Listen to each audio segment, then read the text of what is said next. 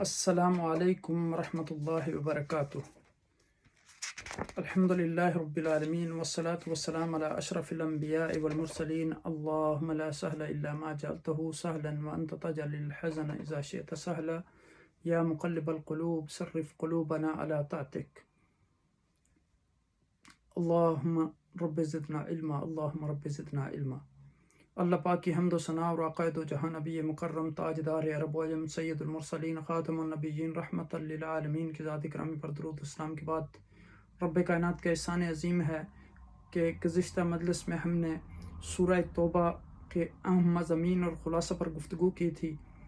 آج اس مجلس میں ہم انشاءاللہ سورہ یونس کے خلاصہ اور اہم موضوعات پر گفتگو کریں گے۔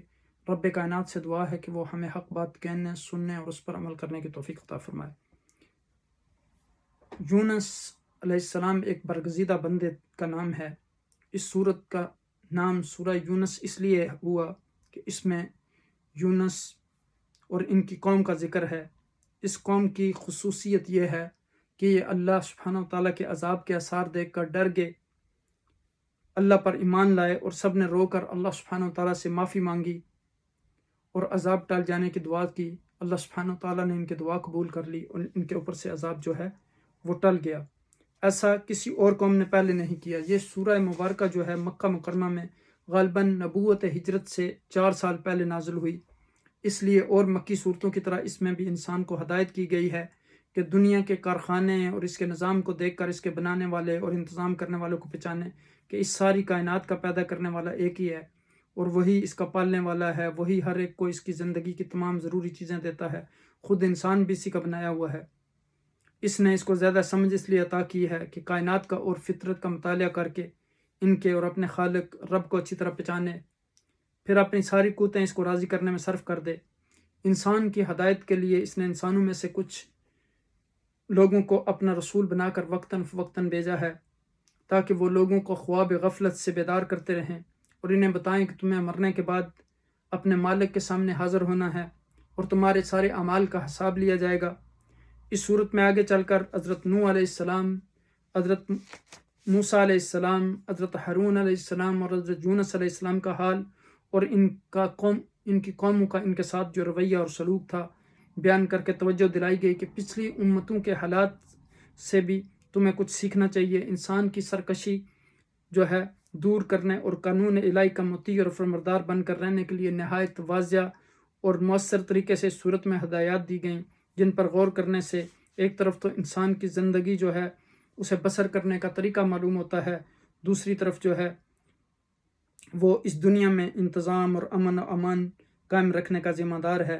پھر یہ بات واضح نظر آنے لگتی ہے کہ بغیر اللہ سبحانہ تعالیٰ کے حکم کے انسان کو کوئی بھی مصیبتوں اور پریشانیوں سے جو ہے وہ نجات نہیں دلا سکتا۔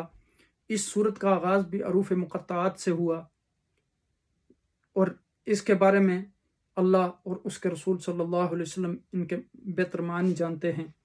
پھر حضور نبی اکرم صلی اللہ علیہ وسلم کو ان کے وظیفہ کے بارے میں سورہ مبارکہ میں بتایا گیا کہ اللہ سبحانہ تعالیٰ نے ان کو رسالت کے کام پر مامور فرمایا اور مرنے کے بعد حساب ہوگا۔ اور یہ اس میں تعجب نہیں کہ حضور نبی اکرم صلی اللہ علیہ وسلم نبی بن کر آئے، اس سے پہلے بھی بہت سارے انبیاء آئے تھے۔ پھر سورہ یونس کا جو ایک خلاصہ اس میں بتایا گیا ہے کہ قرآن مجید ہر لحاظ سے ایک پختہ اور محکم کتاب ہے، نہ اس کے الفاظ بدلے جا سکتے ہیں، نہ اس کے احکام منسوخ ہو سکتے ہیں، کوئی اور کتاب اس کی جگہ نہیں لے سکتی۔ اس میں جو بات ہے بالکل ٹھیک ٹھیک ہے۔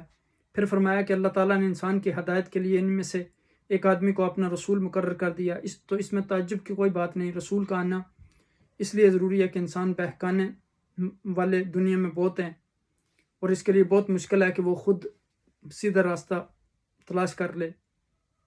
تو رسولوں کا کام یہ ہے کہ حضور نبی اکرم صلی اللہ علیہ وسلم کو بھیجا گیا تاکہ وہ بشارت بھی دیں اور ڈرائیں بھی، تو کہ برے لوگوں کا جو ہے وہ انجام برا ہوگا اور اچھے لوگوں کا انجام اچھا ہوگا۔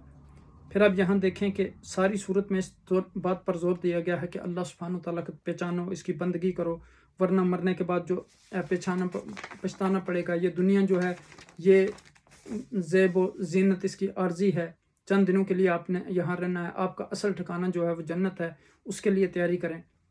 یعنی یہ ساری چیزیں جو ہیں یہاں عارضی ہیں. اگر آپ اچھے اعمال کریں گے تو وہاں آپ کو اچھے گھر لینے کے لیے ملیں گے، باغات ہوں گے، جنت کے نیچے نہریں بہتی ہوں گی، جو جس چیز کی آپ خواہش کریں گے وہ ملے گی. پھر سورہ یونس کا قرآن حکیم میں 4 مرتبہ 4 جگہ سورہ نساء، سورہ یعنی آپ کا نام یونس علیہ السلام کا، سورہ نساء میں، سورہ انعام میں، سورہ یونس اور سورہ صافات میں صراحتاً 4 جگہ پہ آیا ہے.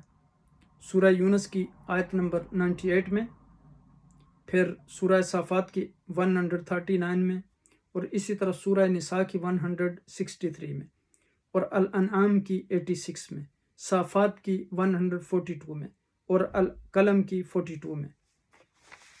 اور کچھ جگہوں پہ یعنی ان کی صفت کے ساتھ ان کا ذکر ہوا ہے. پھر آپ دیکھیں یہاں کہ حضرت یونس علیہ السلام کے واقعہ کے 2 رخ ہیں.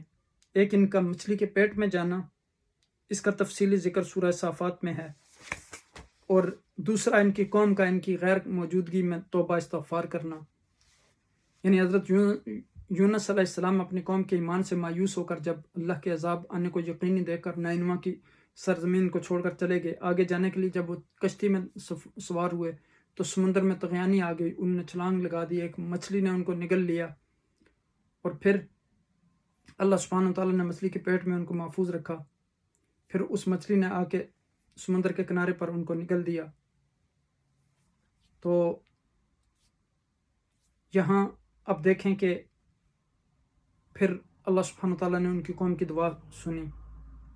جب وہ ساحل سمندر پر اگل دیا اس کو، تو ادھر ان کی قوم کے سارے مرد، بچے، عورتیں، بوڑھے سب یہ صحرا میں نکل گئے تھے دعا مانگنے کے لیے. یہ مکی صورت ہے، اس میں 119 آیات ہیں اور 11 رکوع ہیں. اس کے کلمات کی تعداد 1841 ہے، حروف کی تعداد 7425 ہے.